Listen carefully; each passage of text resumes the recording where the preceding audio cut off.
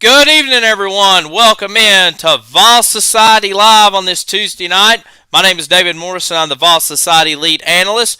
Thank you for tuning in tonight here on our Vols Society social media pages on Facebook.com/UT Society, YouTube.com/Vols Society, and on Twitter @SocietyVol. The chat room is open. If you want to leave any comments or questions throughout the program, go ahead and type away wherever you're watching us on. Tell us where you're from watching tonight. And, like I said, I'll try to answer as many questions tonight. Like I said, tonight we're going to be focusing on the Sweet 16 as both the Tennessee Vols and Lady Vols are advancing to the Sweet 16 in the 2023 NCAA men's and women's basketball championships. Tennessee is one of 4 schools to have both the men's and women's participating in this weekend's Sweet 16 action.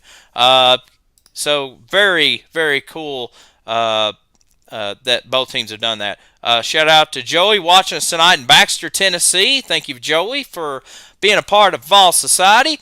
Like I said, we're going to dive into tonight. Like I said, we're going to preview the men's first as they get ready to take on FAU coming up Thursday night, late Thursday night, 9 o'clock Eastern Time tip-off on TBS as they take on FAU from Madison Square Garden in New York City. And then the Lady Vols Saturday night in Seattle as they take on Virginia Tech. So like I say, some great college basketball action. And we're going to really dive into it. Shout out to Alana, Joey, and Lisa watching us along. So let's go ahead and pull up the men's bracket first, kind of catch us up of where everybody's at. And alrighty, I hope everybody can see that. I try to zoom in as best as I can. So as you see the bracket for the men's, as you can tell, let me point my mouse over here. There we are, right there underneath FAU. And just to kind of give an update of where Tennessee is at right now, I think most Vol fans kind of know, but if not, here we go. So like I said, Tennessee in the round of 64 took on Louisiana, the Raging Cajuns, and Tennessee in that first game pretty much struggled. Like I said, still trying to find that identity, kind of shaking off the rust from the SEC tournament in Nashville where we lost to Missouri, but the Big Orange ended up pulling out the win 58-56 in that one. Like I said, a lot of turnovers in that first game. Like I said, just trying to find, some sort of an identity.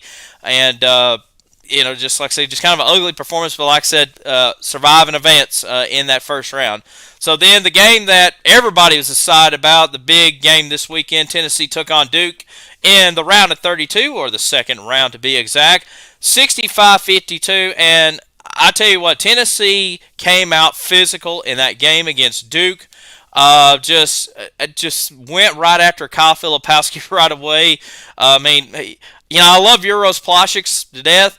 But man, he got them quick 2 fouls right away. But he made a statement right out of the gate. Although, like I said, I hate to have our big center get 2 quick fouls. But really, honestly, I don't think it affected too much him getting those quick fouls right away, and really he was just in foul trouble the whole time, because I really thought Joseph Adu really stepped up in that one. Kind of pulling up the stats really quick here for Tennessee. Like I said, when we took on Duke on Saturday. All right, so kind of some stats here. Olivier Nkamhoua, of course, was the hero of the game. Nkamhoua in that game had 27 points, 10 for 13 shooting, 3 for 4 from downtown, 5 rebounds. Just a great performance for Olivier Nkamhoua in that game. And, of course, I already mentioned about Plašić. Pretty much picking up 2 quick fouls, ended up having 4 fouls all the way. Didn't even score any points. Matter of fact, just took 1 shot altogether. Jeremiah Mashack had just a couple points for him. He was 0 for 2, but he nailed a couple free throws. Santiago Vescovi had a great game in that against Duke, 4 for 11, 14 points, 5 rebounds, 5 assists. Had a great showing, and very happy for Nkamhoua to really have a nice, outstanding games. And then Josiah Jordan James, 7 points for him. But like I said, just Tennessee was very physical against Duke. I was just very excited to see Tennessee just hanging there with them because for those who wasn't really keeping up with Duke, Duke really got red hot towards the end of the season and ended up rough shotting through the ACC tournament, winning the ACC championship under first-year head coach Josh Shire, replacing the legendary Mike Krzyzewski. Ended up getting a fifth seed, and a lot of folks was picking Duke to make a strong Final Four run, and a lot of brackets even had Duke passing Tennessee. And I'll be honest, I thought this was kind of once Tennessee met Duke in the second round, I thought Duke was the hotter team. But kudos to Rick Barnes and this team. Really had this team coming out to play, and like I said, just being very physical with a very young Duke team. I mean, this Duke team's going to be good the next couple of years, pending NBA draft or transfer portal. But like I said, you had a veteran, gritty Tennessee team with a lot of juniors and seniors, and played in some big games this year. And Duke, while they have played in some big games, the ACC this year was down. I mean, Pittsburgh won the ACC regular season championship, and they were in the first four game or first four round, however you want to call it. So I really think Duke, just kind of cakewalked a little bit through the ACC. Like I said, definitely showed up in the tournament. But like I said, Tennessee is really took on some tough competition. Many teams that's in the NCAA tournament, including Kansas, and of course the usual SEC opponents in Alabama and Kentucky and Arkansas. Just like I said, Tennessee was just ready for this team, and now you get ready to head to MSG in New York to take on FAU, as you see in the bracket where FAU is. FAU defeating FAU, the champions of Conference USA, the 9th seed, with a mild upset over 8th seed Memphis, 66-65, the final score in that one. And then in the second round, they kind of got a gift themselves as they took on the upset-minded FDU, the 16th seed, who knocked off Purdue for only the second time in the history of the NCAA tournament. A 16 has defeated the number 1 seed in the first round, and then FAU ended up taking care of business 78-70. And I'm going to go ahead and close this out and pull up FAU's stats here really quick. So we take a look at FAU in general. Let's take a look at their. Let's kind of take a look at their season in general. There you see the tournament games, Memphis, Fairleigh Dickinson. But you kind of look at how their season has been so far. Defeated a Lynn University. I've never heard of them before. And then they dropped to Ole Miss. But then you see FAU went on a 20-game winning streak, including beating the likes of Florida, ended up defeating Northern Kentucky, a team that was just in the NCAA tournament, and a couple of bubble teams from Conference USA in North Texas and UAB. And then UAB ended up defeating FAU at UAB 86-77 on February the 2nd, and then they turned around and lost to Middle Tennessee at the Murphy Center in Murfreesboro 74-70, and then just kind of run shot throughout Conference USA. So, my thoughts of seeing this FAU team is, yeah, they're they know how to win, obviously. They're coached very well, but, kind of looking at their whole body of work and their schedule, they haven't really been tested to me as far as throughout the whole season goes. I mean, yeah, they got to win over Florida, but Florida didn't have the best season after all. Like I said, the Northern Kentucky win is nice because they ended up making the tournament. But then, like I said, just kind of the rest of their schedule is just, I guess from, kind of an easy schedule for the most part. And it's really not their fault. It's just, kind of the conference they play in. And, they didn't really schedule too many hard opponents except, like I said, for Florida and Ole Miss as far as the Power Fives go. But, and like I said, they ended up splitting those games. So, but this is still a good team, and I'm not trying to bash FAU at all. I think this is a successful season for them as they are 33-3. Obviously, just one run rush shot through Conference USA, winning the regular season and the tournament championship. So, like I said, this is a team that knows how to win. And like I said, getting the win over Memphis and then end up playing FDU in the second round kind of helps out. But let's look at this FAU team in general. As you look at some of the stats, hopefully you can kind of see that. If not, I'll kind of read it through here. But John L. Davis leads the team in points, 13 points per game for him. He also leads the team in steals, averages 5.4 rebounds a game. So this is the guy that I believe Tennessee's going to have to really watch out for. He's a guard, number one for FAU, 6'4", 203. Just kind of looking at his numbers, a very good free throw shooter, 85%. Like I said, 5 rebounds, assists per game, averaging 13 points.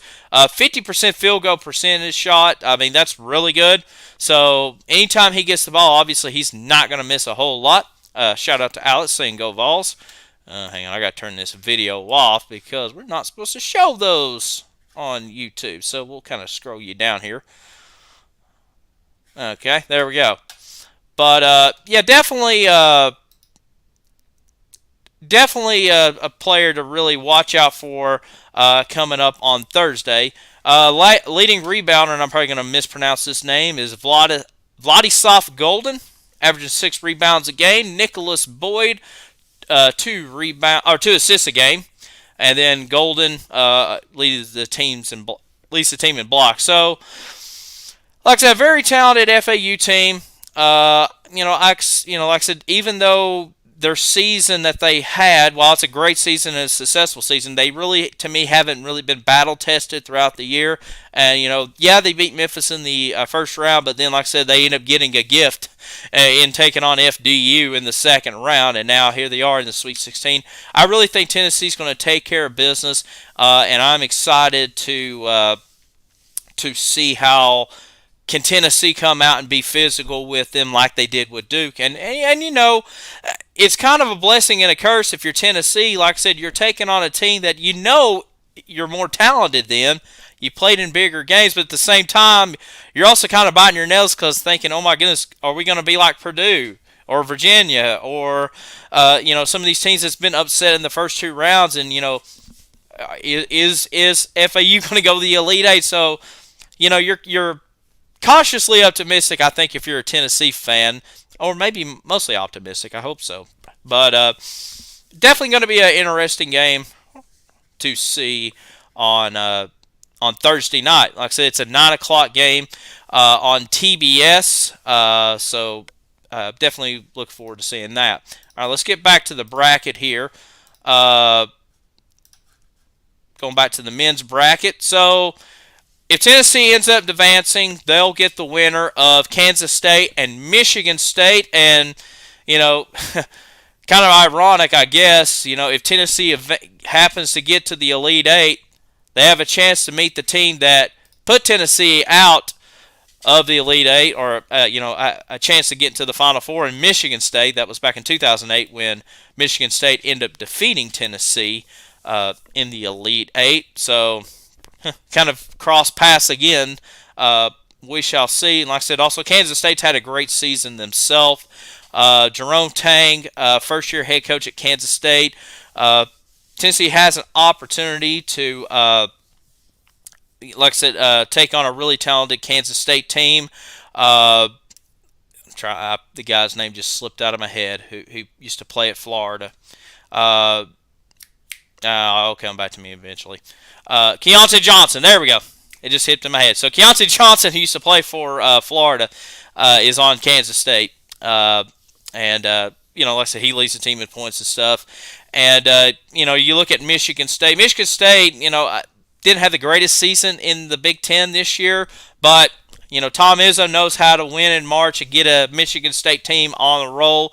And in my personal bracket, I thought USC would probably beat Michigan State in the first round. And turns out I was wrong. And Michigan State ended up defeating, USC by 10. And then end up upsetting Marquette a lot. And a lot of people had Marquette in the Final Four. And they ended up winning that one 69-60. So now you set up a Kansas State-Michigan State Sweet 16 matchup, and like I said, Tennessee has an opportunity to play either K-State or Michigan State on Saturday. Like I said, personally, I think Tennessee has a great shot of making the Elite Eight. I just want to see Tennessee come out and be physical with FAU and kind of put this game out early, because I really don't think FAU can really come from behind and make it a game. I think Tennessee, can, like I said, kind of do a similar situation with Duke. Like I said, I think Duke is more talented than FAU. But like I said, I want to see Tennessee just kind of come out early and try to put this game away by halftime at least. And then, if you want to do an Elite Eight preview, just still, like I said, Tennessee still just needs to be physical. Obviously, we don't have the guy Ziegler. James I think is 100% healthy, or is definitely 100% healthy. Vescovi's playing very well.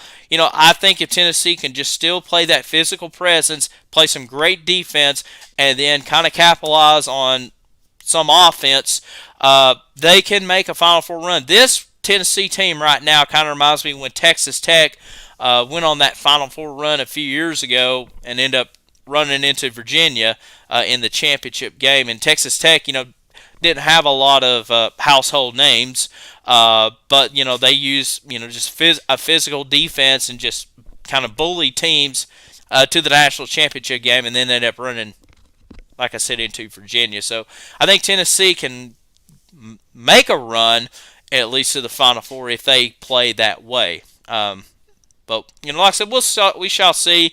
Definitely excited about this game coming up Thursday night.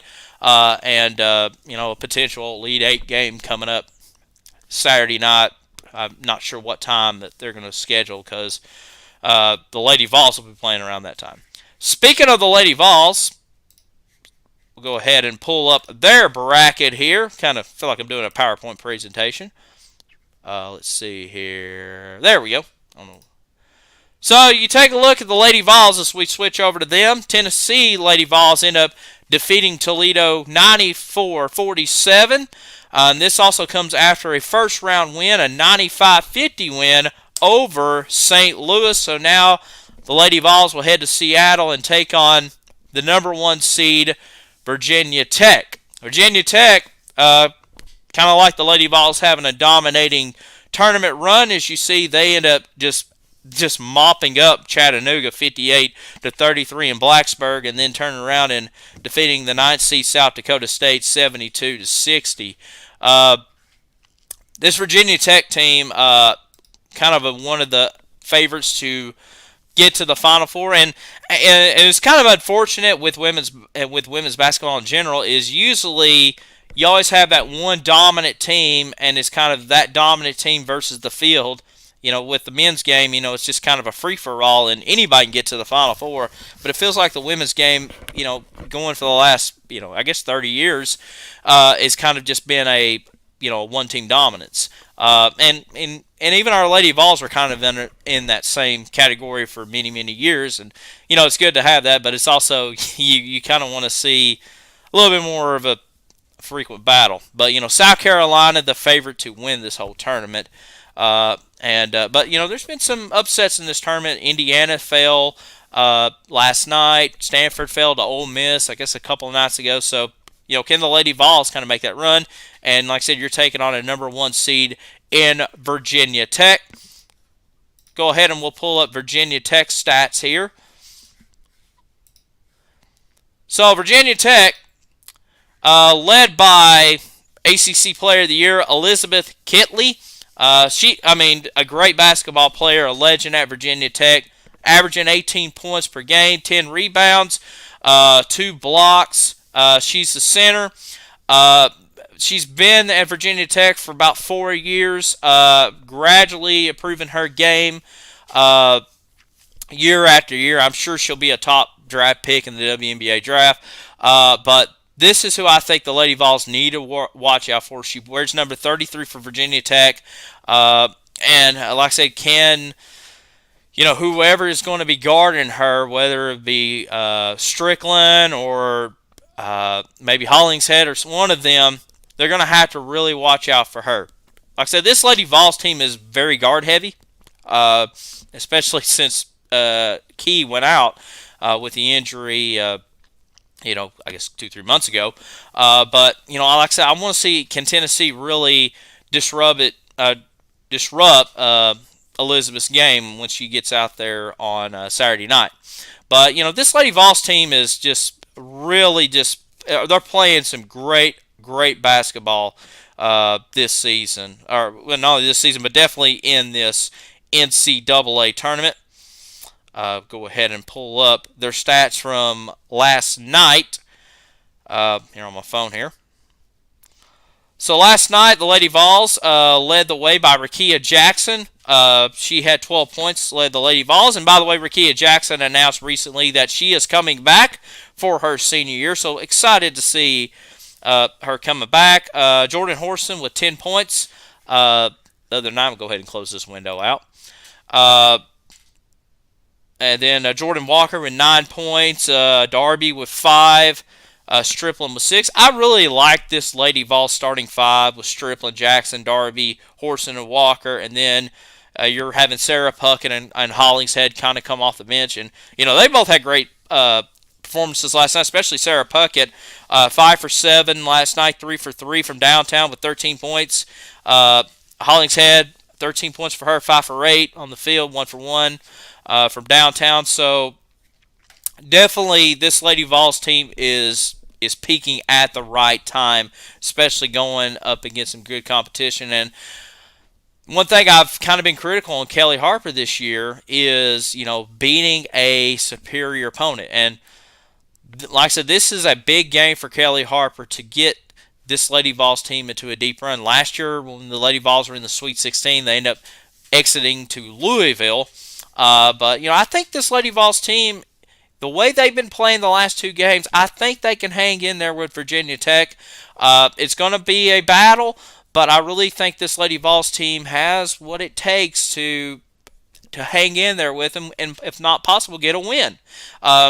This Lady Vols team, if you remember back in the SEC tournament, in the semifinals, end up playing LSU and end up giving LSU their second loss of the year, and it was a come from behind win to get that, but they were hitting everything and playing great basketball, and I really think and we all know what happened in the championship game of South Carolina. They ran into a buzzsaw with them, but I really think this Lady Vols team, since that LSU game, has kind of flipped the script, and I believe this is the best team ball they have played all season. So I'm very excited to see, can this Lady Vols team make a run. Let me go back and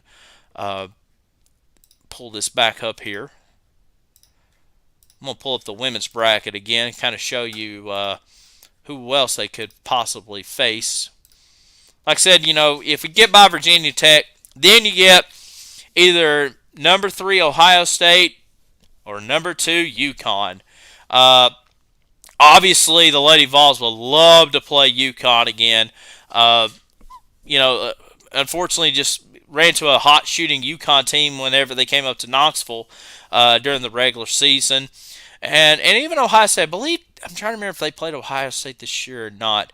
Yeah, they did. They played them in the first game of the season and ended up losing to them. So, like I said, here's a perfect opportunity for the Lady Vols to take on a team that they've already faced in the regular season to kind of get a revenge win. So, definitely exciting times for Kelly Harp and this Lady Vols team. Like I said, they're playing some great basketball. I really like this team, how they just executed the last few games. I know they all been wins, but I really think this is the best run Kelly Harper and this team has had in a while. Like I said, I think they can hang in there with Virginia Tech. It's just, a matter of mentality to do they have the mentality to actually go out there and win it, and even the confidence in them. But exciting times for both the Vols and Lady Vols in the Sweet 16. Just kind of looking at where Tennessee basketball is right now. I mean, even if you look at it from the men's perspective, it seems like a lot of offense were kind of writing off this team. Even with the Ziegler injury happening, you're thinking, oh my goodness, okay, you're going into the SEC tournament, not going to have your top point guard. how far can you make a run in the tournament, and then you end up losing to Missouri in the second game of the tournament that the Vols played, and then you go into the NCAA tournament. And now you're thinking, okay, are we going to get a 4? Are we going to get a 5? Maybe if we're lucky, get a 3. Turns out you get a 4. Then you're taking on a Louisiana team that a lot of people were kind of calling the upset on Tennessee, thinking, okay, well, Ziegler's not out. You got this Louisiana team that could come in there and could upset Tennessee in the first round. Rick Barnes can't win in March, for me personally, I never had that upset mentality of losing Louisiana. I thought the Duke game eventually was probably going to happen, but like I said, we went into the tournament in Orlando, and Tennessee put up, like I said, an ugly performance with Louisiana, but they end up pulling out the win in the end. And then, like I said, the Duke game, probably one of the classic Tennessee NCAA tournament wins of all time, holding Duke to its lowest point total in the history of the NCAA tournament. And you think about all those Duke teams for the last 30, 40 years that's made the tournament and national championships, and Tennessee is the team that gave them the lowest point total in their entire tournament run. So that's definitely a feather in the cap for Rick Barnes and this team, and just that great defense they've had.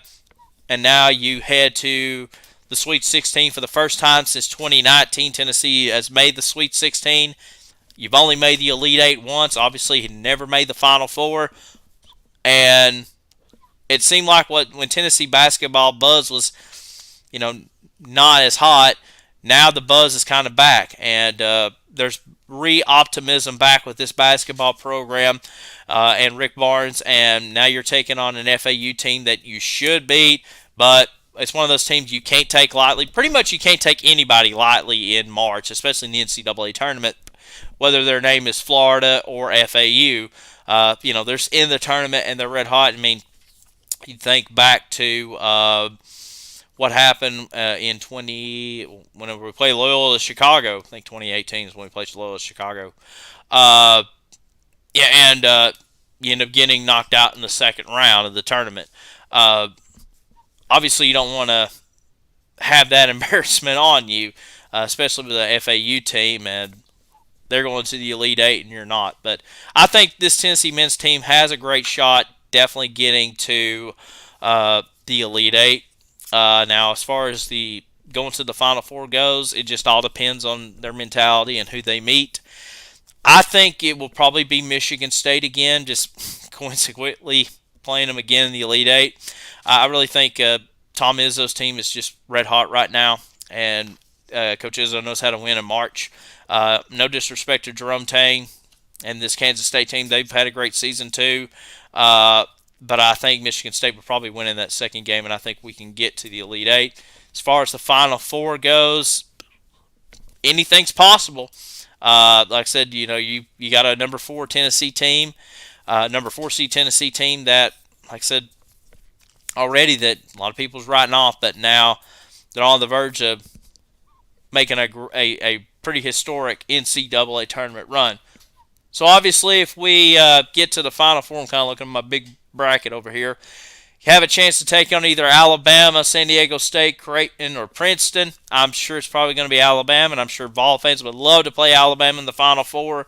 That will definitely bring a lot of interest to that game. But like I said, we got to take it one game at a time. We can't just look ahead to the Final Four, but it's definitely on the horizon, and we'll see, can this Tennessee team make a run to Houston. And then same thing with the Lady Vols, getting ready to take on Virginia Tech, a very talented Virginia Tech team. Excited to see, can Tennessee Lady Vols continue that dominant run they've had the first 2 games. Yeah, kind of inferior opponents a little bit in St. Louis and Toledo, but I think going back to that LSU game when they made that comeback in Greenville and defeated them, and remove that South Carolina championship game, I really think this is the best team ball they have played all season. But a lot of exciting times as far as Tennessee basketball goes. A couple quick notes before we get out of here tonight, football related. Spring practice got underway Monday. So I think they've had 3 practices under their belt. I think maybe they've had a Sunday practice. Can't remember. Uh, Obviously, the orange and white game will be on April the 15th. That's a 2:30. I guess you can call it kickoff, or 2:30 when it starts, if you will. Uh, we Obviously Vol Society will try to plan to go on to be up there on that day.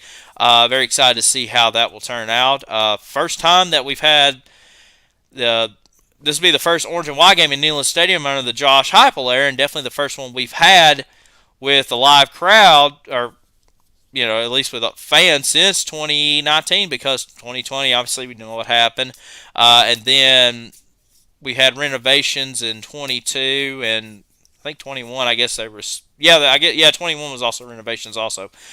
So be a lot of excitement for that one. Obviously, I think there'll be a great crowd. I know this is the first time they've charged a fee or a price to go into the orange and white game. It's $5 to get in, which is, I know some people not too thrilled with that, and I can understand why, but honestly, it's still probably $70 cheaper than what you would pay for the regular season. So take it for what it's worth, I guess. But it'd be exciting to see how Josh Heupel's team looks. You have Joe Milton out there. You'll have the debut of Nico, and just a lot of excitement. I think there'll be a lot of fans and a good turnout for the orange and white game on April the 15th. And then the other football note: Tennessee announced that in 2024, they will participate in the Dukes Mayo Classic at Bank of America Stadium in Charlotte as they take on NC State Wolfpack. This will be the first time Tennessee and NC State have met since the 2012 Chick-fil-A Kickoff Classic, which the Vols won that one. So 12 years after they met. And I think there'll be and like I said, obviously Tennessee will have a great turnout for that one. And then obviously, Raleigh's right near Charlotte, so I'm sure there'll be several NC State fans for that one. And this will be one of 2 appearances that Tennessee will make a trip to Charlotte for the Dukes Mayo Classic. Not only this game in 2024, but then in 2026, I believe, or 2027, they'll play West Virginia in Charlotte, if I remember that correctly. So a lot of exciting times as far as not only this weekend with the men's and women's in the Sweet 16, but Tennessee football. Tennessee baseball kind of had a rough weekend in Missouri. Ended up getting swept in that 3-game series. Got lost Friday and then lost the doubleheader on Sunday since Saturday's game got rained out. Unfortunately, Tony Vitello got ejected in that second game of the weekend series. So it seems like this Tennessee baseball team just still trying to find an identity, coming off that high from last year of just dominating teams and being number 1 in the nation, and now kind of a little bit sitting down in reality. They got a big weekends coming up with Texas A&M. Matter of fact, the Tennessee baseball team is actually playing Western Carolina right now at Lindsey Nelson Stadium, starting that, I think, a 5-game series out there. Maylee saying, "Go Vols." Thank you, Maylee. Go Vols. Back to you. Shout out to Steve and Lynn and John leaving us likes on the Facebook page. Like I said, thank you for kind of tuning in so far. But yeah, anybody have any questions or comments before we kind of wind this down? As far as Sweet 16 goes, or as far as the men and women go, or anything else. I know my bracket is completely busted. I had Purdue winning the whole thing, and FDU kind of shattered all of that. But it is what it is. Like I said, our Vol Society March Madness contest still going on. So if you're a part of that, obviously once the tournament is over, we'll announce the winner of that, and maybe we'll handsomely reward you along the way with that. But a lot of stuff coming up through Vol Society. Got a pretty big spring coming up. Obviously, the next time we'll be joining us for Vol Society will be in 2 weeks, and we're going to be doing a spring football preview show to kind of break down the roster of the Tennessee football team. So that will be 2 weeks from tonight. We will do a Tennessee spring football preview before the orange and white game on April the 15th. A lot of good stuff coming up. Like I said, make sure you're following the social media pages, facebook.com/UT Society, youtube.com/Vol Society, and on Twitter at Society Vol. I think everybody is kind of quiet in the chat room, so I guess we'll kind of go ahead and wind it up. So, yeah, thank you for tuning us in tonight on Vol Society Live. Like I said, we'll be back 2 weeks from tonight. We will do a Tennessee spring football preview special, previewing the orange and white game, which obviously you're not going to preview much with the orange and white game, but we'll just talk about the team in general. And like I said, just kind of start the 2023 Tennessee football season on that. Very exciting. But we'll go ahead and wrap it up. Thank you once again for tuning in tonight. Enjoy the Sweet 16 games. Support your men's and Lady Vols basketball teams. Like I said, folks, we're one of only 4 schools this weekend that has both the men's and women's teams in the Sweet 16. Kind of very rare accomplishment there. But, yeah, thank you for tuning in tonight. We'll catch you back here in 2 weeks for more Vol Society Live. Until then, have a great night, everybody, and always